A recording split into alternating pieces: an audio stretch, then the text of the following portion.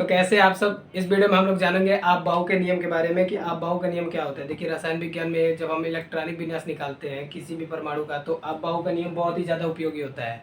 इसके द्वारा हम किसी भी परमाणु का इलेक्ट्रॉनिक विन्यास निकालते हैं कि कौन से ब्लॉक में कौन से रो तथा कौन से कॉलम में उपस्थित होता है। इस तरह से हम आप इस नियम के द्वारा ज्ञात कर सकते हैं। तो आइए हम जानेंगे कि आप बाहु का नियम होता क्या है। देखिए आप बाहु जो शब्द है एक जर्मन शब्द है। इसका मतलब क्या होता है कि एक एक करके जोड़ना। जैसे कि आप ऐसा मान लीजिए कि एक एक करके मतलब जोड़ेंगे।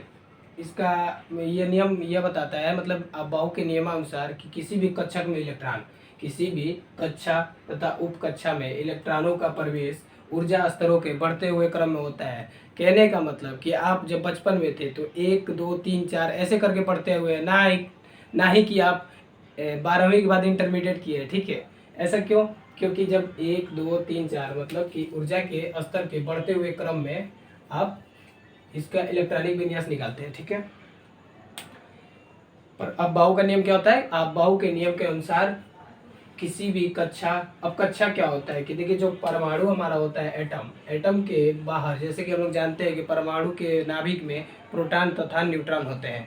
इलेक्ट्रॉन क्या होता है कि उस कक्षक के मतलब परमाणु के नाभिक के बाहर इधर उधर चक्कर लगाते रहता है। तो जो चक्कर लगाने वाली जो एरिया है, जिस एरिया में वो चक्कर लगा रहा है, वो क्या होता है? हमारा सेल होता है। और ऑर्बिटल क्या होता है कि जिस एरिया में इलेक्ट्रॉन की होने की बहुत ज़्यादा संभावना होती है उसे हम ऑर्बिटल कहते हैं। तो ऑर्बिटल में इलेक्ट्रॉनों का प्रवेश कैसे होता है? ऊर्जा के एक एक क्रम में होता है। मतलब उससे पहले छोटे स्तर पे, फिर उससे बड़ा, उससे बड़ा, उससे बड़ा, ऐसे करके उस इलेक्ट्रॉनों का कन्फिग्रेशन होता है। ठीक है, अब हम जानेंगे कि अब बाहु का नियम किस तरह से बनाएंगे। देखिए हमारा जो एस पी डी एफ है, जैसे कि ये वाला हमारा एस पी डी एफ। ठीक है, आधुनिक जो सिद्धांत है, आधुनिक सिद्धांत के अनुसार हम क्या किए, एस पी डी एफ में इलेक्ट्रॉनों की संख्या को बांटते हैं कि उसके कक्षक में कितने इलेक्ट्रॉन होंगे, ऐसे करके हम बनाते हैं। तो हमारा जो यश होता है उसमें कितने होते हैं कोष?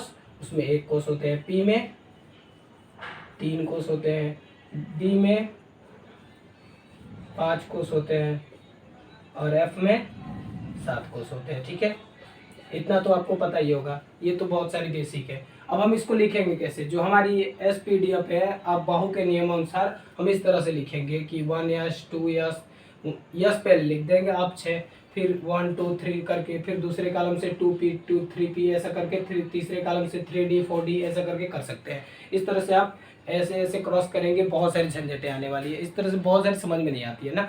तो हम इसको बताएंगे कि ट्रिक के माध्यम से इसको याद कैसे कर सकते हैं अब बाहु के नियमानुसार, और बड़े से बड़े परमाणु क्रमांक को हम शॉर्ट में मतलब 1 मिनट में हम कैसे इलेक्ट्रॉनिक विन्यास निकाल सकते हैं।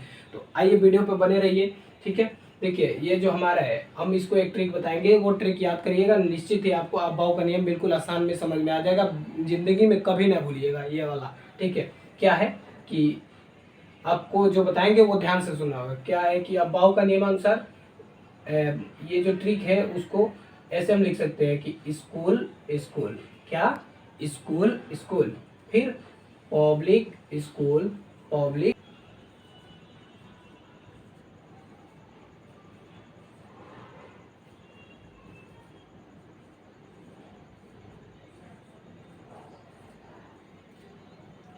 ठीक है, इस ट्रिक के माध्यम से हम इलेक्ट्रॉनिक विन्यास आसानी से निकाल सकते हैं। क्या? School school, public school public school, दोपहर पब्लिक स्कूल दोपहर पब्लिक स्कूल, फ्रेंड दोपहर पब्लिक स्कूल फ्रेंड दोपहर पब्लिक स्कूल। एक ही वर्ड को 2 बार आपको लिखना है और जो लास्ट वाली आएगी उससे 2 आगे होना चाहिए। इस तरह से आप किसी भी, अगर आप इलेक्ट्रॉनिक विन्यास निकाल रहे हो तो शॉर्ट से किसी भी कॉपी के कोने पे लिखिए और फटाक दे इस ट्रिक के माध्यम से उसका लिख दीजिए। देखिए अब क्या करना है आपको, यहाँ पे लिखना है 1 2, अब काउंट करना है कि हमारे कहाँ कहाँ कौन सी यस आ रही है। फिर 3 4 5 6, फिर यहाँ पे आ रही है 7, यहाँ पे 8। अब हमारा बचा क्या? ये दूसरा कॉलम आ गया।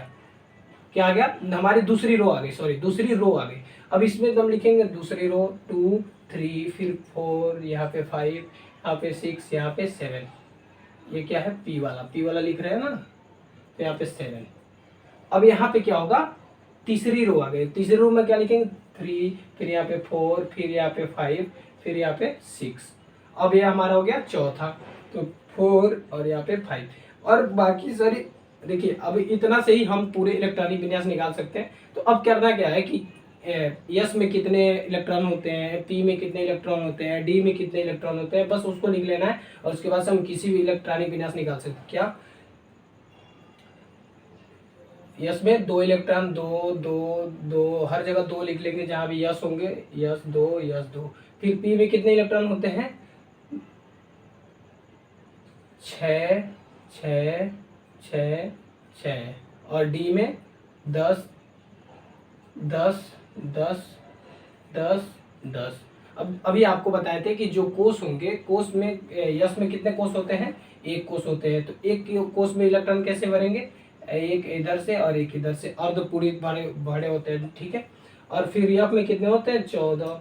फिर यफ यफ यफ कहाँ है, 14, ठीक है। इस तरह से हम भर लेंगे और एक ट्रिक के माध्यम से हम आसानी से इस तरह से याद कर लेंगे और पूरा भी कितने भी बड़े एलिमेंट दिया रहे परमाणु क्रमांक उसका इस ट्रिक के माध्यम से निकाल सकते हैं बिल्कुल आसानी से, ठीक है। जैसे यहाँ पे लिख लेंगे 1s2, फिर 2s2, 2p6, 3s2, 3p6, 4s2, 3d 4d, ये इस तरह से हम पूरा निकाल सकते हैं। देखिए आपको आशा करते हैं कि बिल्कुल समझ में आया होगा क्या ट्रिक था हम लोग का। School school, public school public school, दोपहर पब्लिक स्कूल दोपहर पब्लिक स्कूल, फ्रेंड दोपहर पब्लिक स्कूल फ्रेंड दोपहर पब्लिक स्कूल, ठीक है। अगर वीडियो अच्छा लगा हो, समझ में आया हो, अगर आप लोग के लिए लाभदायक हो तो लाइक शेयर सब्सक्राइब करें और आप ताकि दूसरों अपने दोस्तों से शेयर करें कि उन लोगों को भी याद हो जाए। और बिल्कुल आप इलेक्ट्रॉनिक विन्यास में कहीं फंस ही नहीं सकते अगर इस वीडियो को ध्यान से देखेंगे तो। मिलते हैं अगले वीडियो में, तब तक के लिए धन्यवाद।